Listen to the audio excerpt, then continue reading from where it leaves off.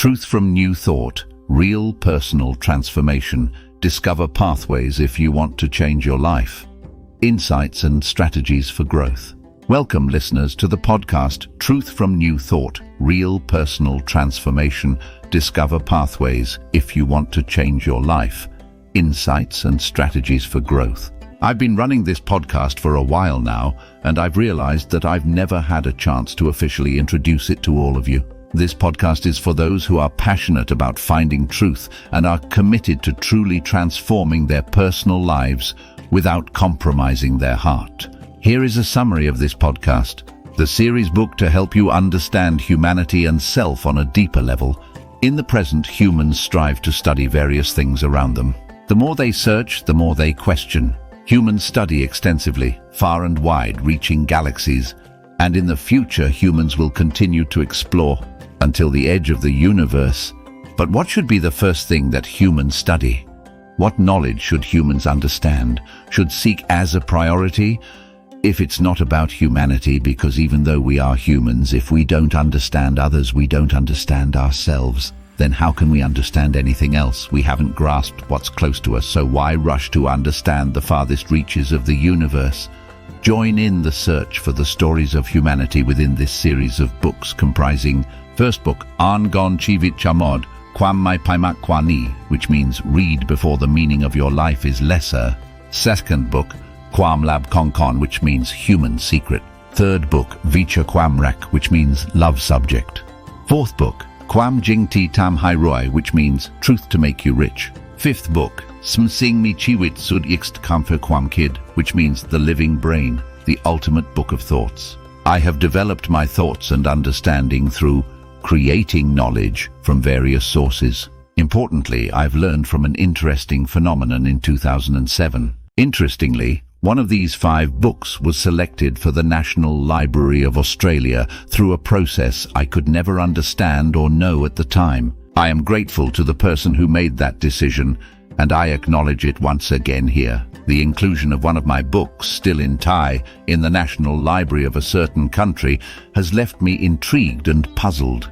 What's even more surprising is that the book is categorized under 2 sections.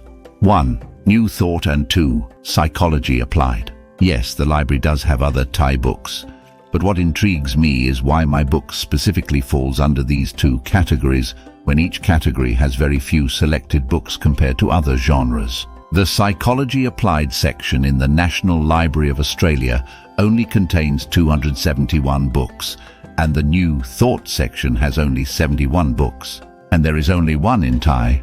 Both categories in the National Library of Australia have significantly fewer books compared to other genres, whether it be basic knowledge of physics, chemistry, biology, or applied knowledge such as biomechanics, finance, and investment, which have books in the hundreds to thousands, and some subjects even have tens of thousands of books. This phenomenon leads me to question, especially why my book, Quamlap Kong Kon, was included in the New Thought section that only has 71 books in several hundred years.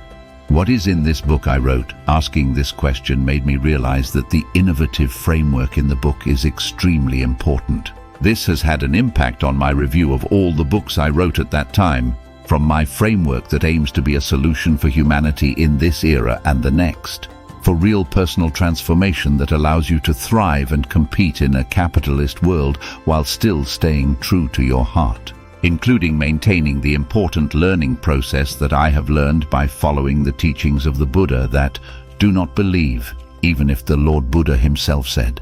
I am a Buddhist, but if we do not aim for nirvana, then what is the right way of life for me?